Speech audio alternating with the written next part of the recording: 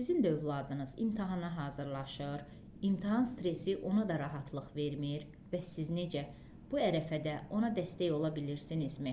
Yoxsa özünüz belə fərqində olmadan bu stresi daha da artırırsınız? Əmin olun ki, bu yaşda olan uşaqlar imtahan nəticələrindən daha çox valideynlərinin sevgisini itirməkdən, onları məyus etməkdən daha çox qorxurlar. Valideyn olaraq bu dövrdə övladlarımızdan imtahanla, hazırlıqla bağlı daha çox söz soruşuruq. Bəzi məqamların üzərindən təkrar keçirik. Hətta onları başqaları ilə müqayisə belə edirik. Bəzən isə israrla sən bacarmalısan deyirik. Amma övladımızın qulağı bizlərdən tamam fərqli cümlələr eşitmək istəyir. İmtahan nəticəsindən asılı olmayaraq hər zaman sənin yanındayam.